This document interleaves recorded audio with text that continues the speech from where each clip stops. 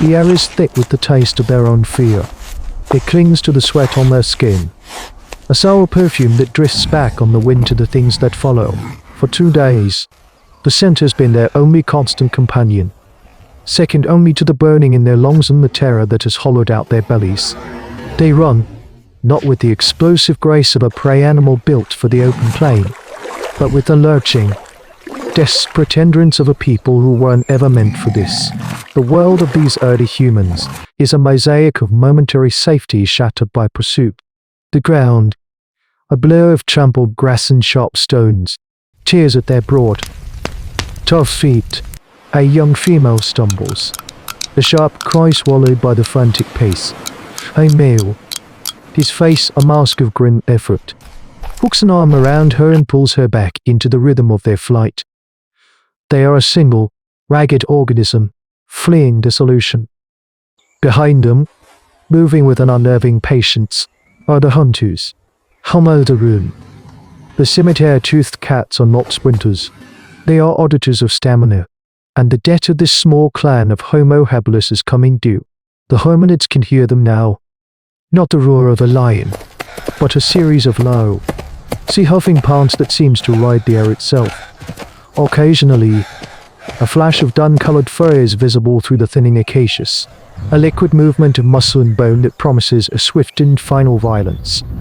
These creatures are the apex of this food chain, a force of nature as absolute as a flash flood or a grass fire. Their existence is a simple, brutal equation written in the language of claw and tooth, and the clan is on the wrong side of it. The lead male grips his only tool, a heavy old owen chopper. It's a stone he has known his whole life. Its sharp edgy testament to a dozen successful scavengers. Against the coming tide, it is a mere pebble. The landscape, their ally for so long, has turned against them. The open woodland that allowed them to see their pursuers has condensed into a thick riverine forest.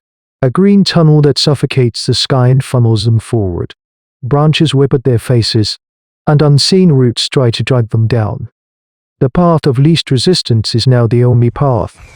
A game trail beaten into the mud by creatures far larger than themselves. The air grows heavy, humid, and carries a new sound.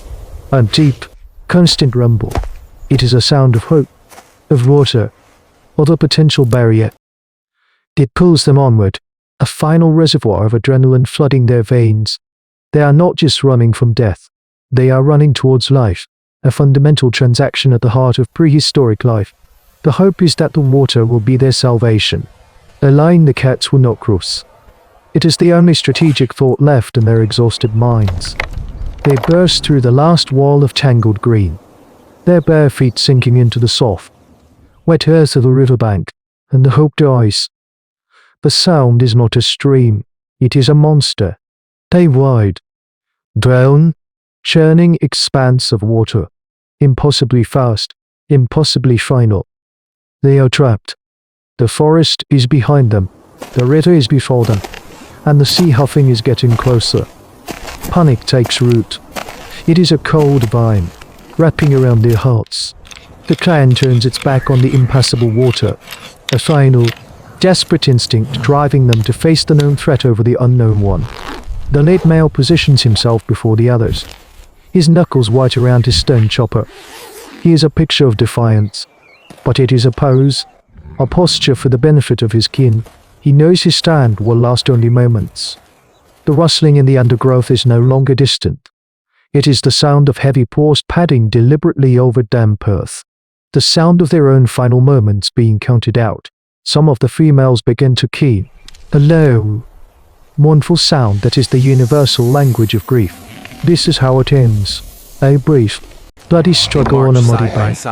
Their story absorbed into the soil. A future subject for the quiet study of taxonomy. But one of them is not looking at the trees. A younger male, his mind not yet locked into the rigid calculus of fight or flight, stares at the river. His gaze is fixed on a fallen log, ancient and silvered, caught in an eddy near the bank. It turns slowly, a placid dance in the midst of the chaos, utterly indifferent to the life or death drama unfolding on the shore. He watches as the current plucks at it, pulling it free, and it bobs away downstream, buoyant and unburdened. A grunt escapes his lips. It is not a sound of fear, but of question. He points, his long finger trembling, first at the log, then at their own huddled group. The lead male glances over, his attention torn. He sees the mob, sees the gesture, and understands nothing. The connection is too abstract, too far beyond the immediate reality of the approaching teeth. But a female, the same one who stumbled earlier, sees it. Her eyes widen. She points as well, her grunt more urgent, more insistent. The idea transfers between them, a spark jumping a synaptic gap. Wood floats.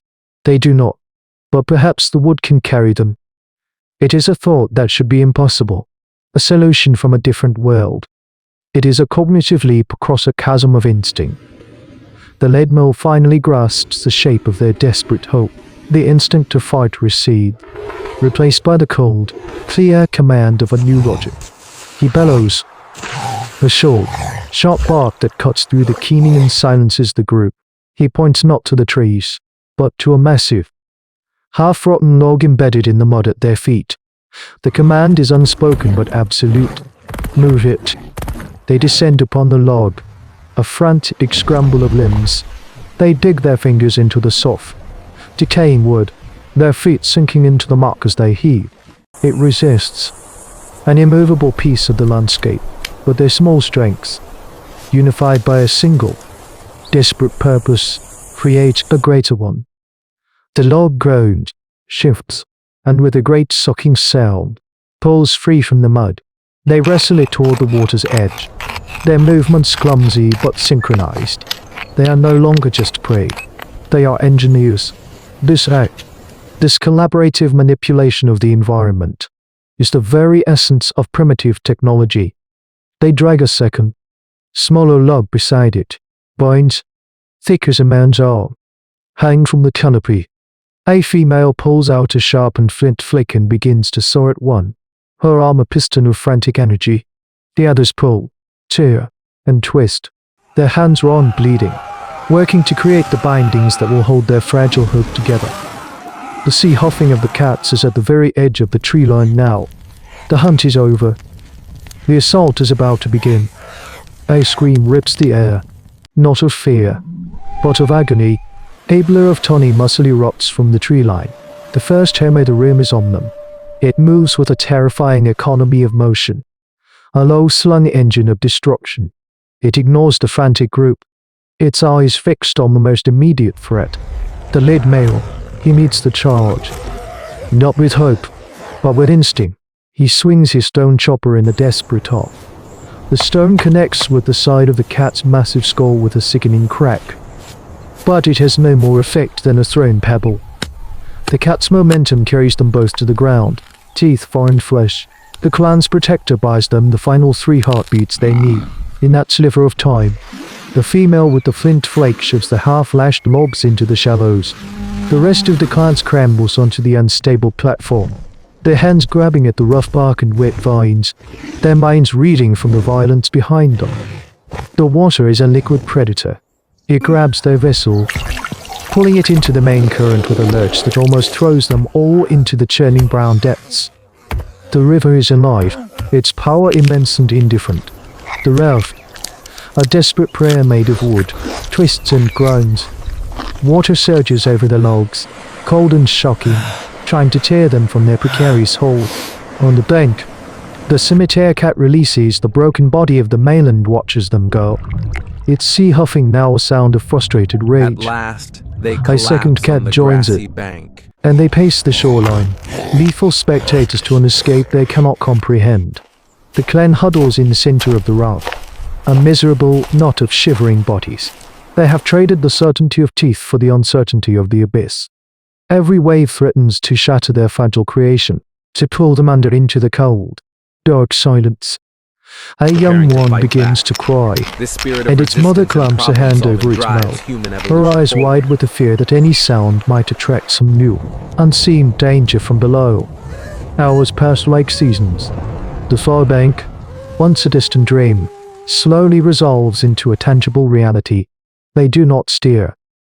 They are cargo, delivered by the river's whim. The raft finally scrapes against a gravel bar, jarring them from their exhausted stupor. They crawl ashore on tool, and they have never known. Their bodies bruised, their spirits scoured. They are fewer now. They have lost their leader, their home, their sense of the world. But they have survived. They look back across the water. The other shore is a different planet, a world of memories and ghosts. Then, they look down at their hands, run bleeding from the vines, and at the crude assembly of logs that saved them. The object itself is meaningless now, abandoned in the shallows. But the idea of it, the memory of its creation, is now the single most valuable thing they possess. It is a new story, a new piece of knowledge burned into the collective mind of their lineage. This memory will become legend, a foundational moment in their unfolding hominid history. They huddle on the new shore, shivering not just from the cold river spray, but from the sheer, deafening silence of their survival. The world has been remade. The river is no longer an edge, but a path. That crude collection of logs and vines represents a fundamental shift in the architecture of their minds. The first time a boundary of nature was not accepted, but overcome through abstract thought and collective will. This was not merely the invention of a tool. It was the invention of a possibility. Every canoe, every ship, every vessel that would ever conquer an ocean is a ghost haunting the memory of this desperate, clumsy act. Here, on this muddy bank, the great human project of redrawing the map of the world has begun. We are left to wonder, staring back into the depths of prehistory, how many other sparks of genius were extinguished moments after their birth. How many clans faced their own rivers and were found wanting. This small group survived not because they were stronger, but because, in the face of annihilation, one of them dared to look at a floating log and see a future. Their victory is not in the crossing, but in the thought that made it possible. A thought that echoes down to us. A foundational instinct that still whispers whenever we face an impassable sea. Delved. The chronicle is written not in stone, but in water, and the current always flows forward.